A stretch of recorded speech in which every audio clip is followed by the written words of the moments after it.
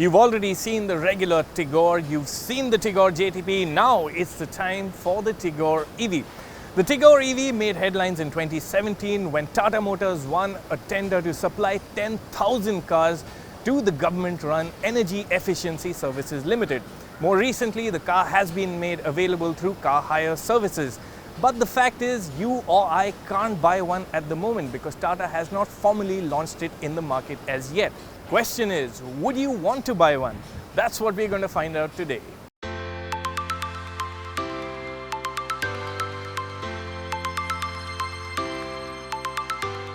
We've hired the Tigor EV for the day from car hire service Zoomcar. Ignore the stickers and reflectors and the Tigor EV could pass off as any other Tigor. Only the badging will tell you it's the EV twin. The big modifications are hidden from view. There's no combustion engine of course, though the EV's three-phase AC induction motor and ancillary elements occupy the same space in the engine bay. Also sitting prominently here is the AC charging socket.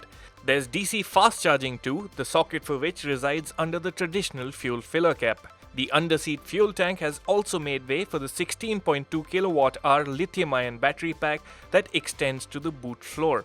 Resultantly, the spare wheel has been relegated to the luggage bay, and this hurts practicality a wee bit. Inside the cabin, you get the same neat dashboard, chunky seats and all.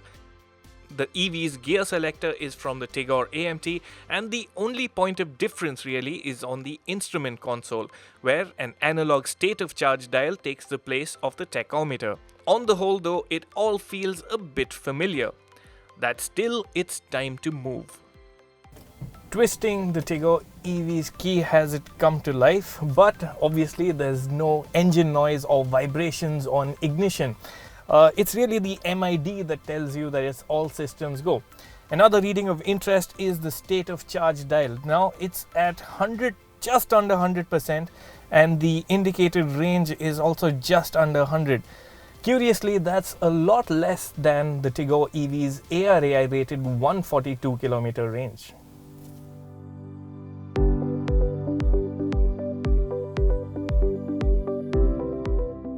On the go, it's the silence that makes the biggest difference. The lack of noise from the engine bay is welcome, and actually speaking, the powertrain seems more refined than the Mahindra E2Os. In the initial bit of the drive, I find myself taking a liking to the Tigor EV. I've been driving the Tigor EV for some time now, and I must say the first impressions are pretty positive. In the slow-moving crawl I've been through, the car feels quite effortless. Throttle responses are also nice and smooth. And actually speaking, we've been keeping up with the flow of traffic pretty comfortably. No problems there. Even the drop in range is fairly acceptable. So smooth going so far. It's when we turn on to the faster confines of the Eastern Freeway that the Tigor EV seems out of depth. It's on the open road that the Tigor EV feels out of place.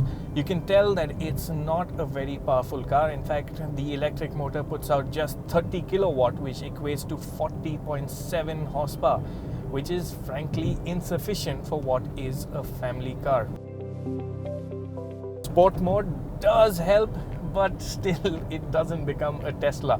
The builder speed is fine till about 50 kph, but then it's a slow crawl to 80 kph, which is this Zoomcar version's governed top speed. We managed a 0 to 80 kph time of 18.84 seconds, which is frankly unremarkable by any measure. The numbers make the standard Tigor petrol AMT feel like a sports car in comparison. The acceleration runs take their toll on the EV's range. While this is understandable and can't be held against the car, the drastic drop in the distance to empty number acquaints me with dreaded range anxiety.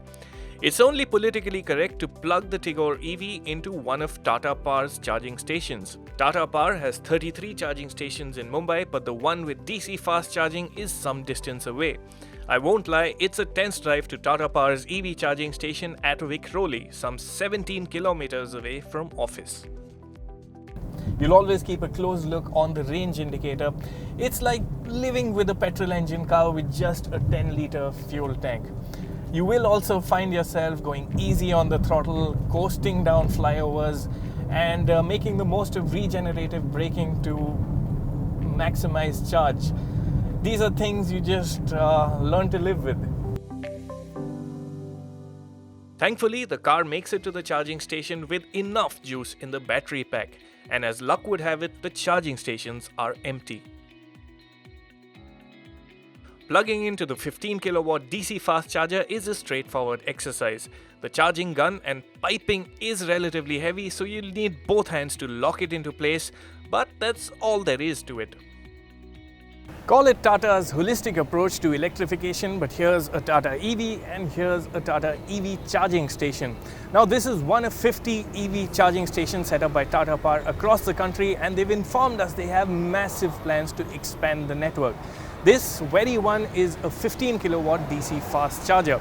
With fast charging, the Tigor EV can replenish 80% of its battery in just 90 minutes. Sounds pretty good, so let's put it to the test. In the 36 minutes the car is plugged in, the state of charge dial goes up by 36%, or enough to add 35 kilometers to range. However, there's a catch. Tata Motors says DC fast charging should be used only in an emergency.